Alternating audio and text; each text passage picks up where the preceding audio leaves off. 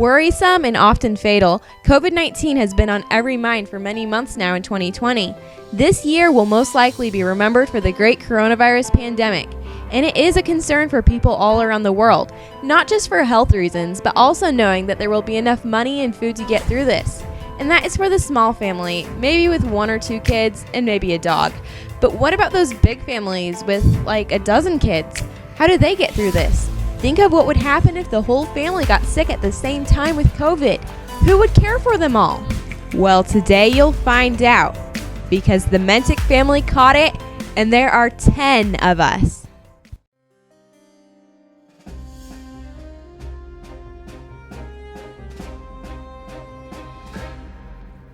The day Dad received his test back positive for COVID-19, you might imagine what ensued.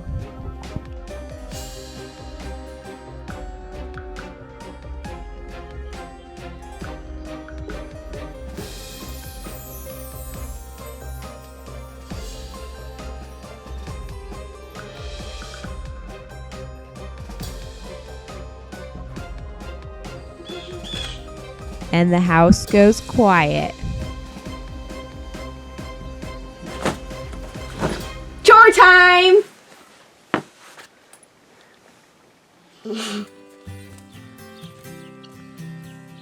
All right. So I might have been exaggerating just a little bit, but the house did go quiet. And that was because the day was beautiful and we were all outside enjoying the sun. I'll admit, we might be a little crazy. Dad was out putting on siding, the little ones were running around as usual, and the horses had been saddled and hit the trail. The weather was gorgeous for this time of year. There were several days that required a light jacket and 1 or 2 that we were even in our t-shirts. Because we haven't been able to go anywhere, we were able to work in a few extra fun things. As usual, we had our annual family costume party, which has been going on for many years with various themes throughout the years.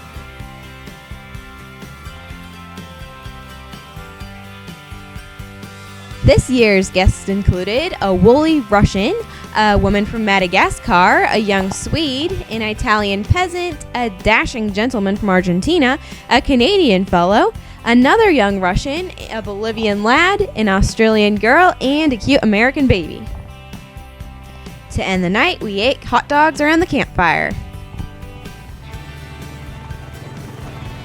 On day 4 of our quarantine, we took the guns out into the pasture and did a little trap shooting. Everyone old enough to shot a little, and though the boys did the majority, we ladies of the Mentink family had a few tries too. The favorite of the day had to be Alina. Whoa! Whoa! Afterwards, we all lined up for a picture, putting on our toughest faces to remember the afternoon we spent shooting at clay pigeons in the sky. So that's what we did together as a family during our quarantine. But I want to go back to that first impression. What would happen if the Mentink family quarantined from each other? Thank you for joining the meeting. We are doing a study today. To begin, I gathered the whole family and asked them to tell me which room in the house, excluding the kitchen, they would want if they had to live in it for a whole 2 weeks. So, it's okay. Don't think too hard about it, Dad. Keep in mind, I actually didn't give them any time to think about this. If you were to have one room in the house that you had to live in for the next 2 weeks, which room would it be? Now. Bedroom. Bedroom's my room.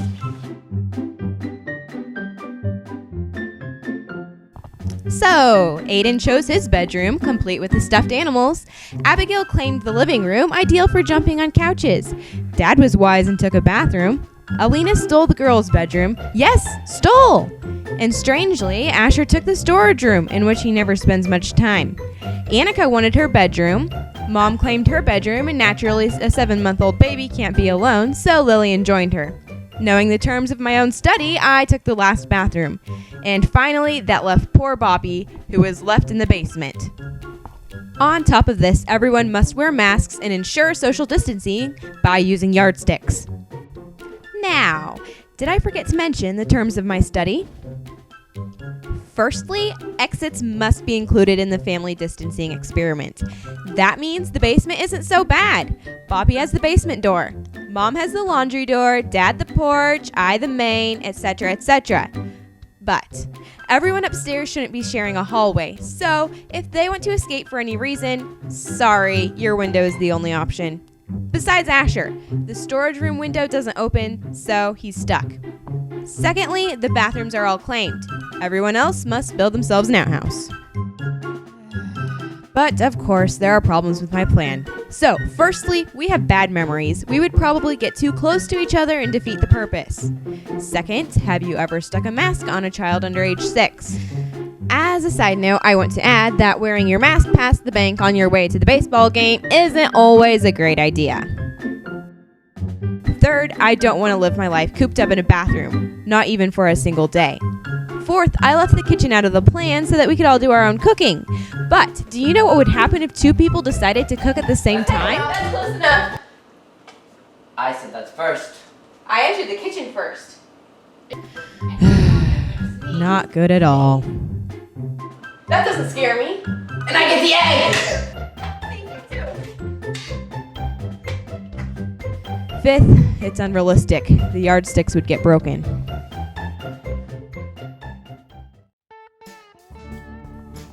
Well, we aren't sure why we had the coronavirus so mild when many people get very sick from it, but we are thankful that it was mild.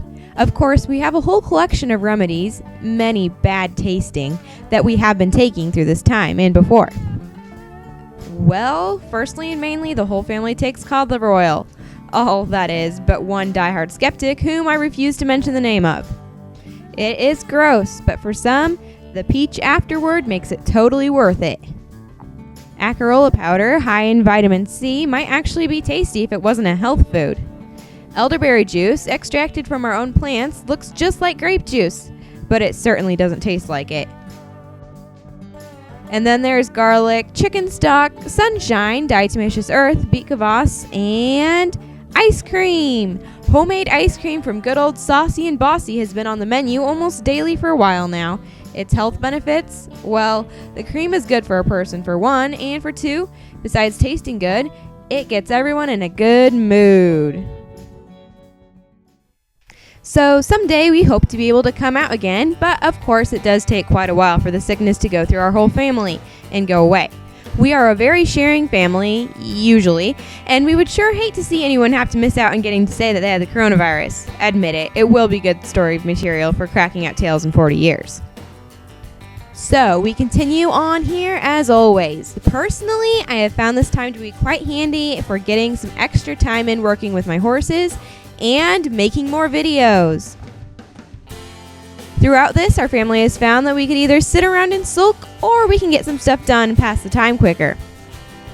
So, I hope you all got a few laughs out of this, and until next time, stay healthy, everyone.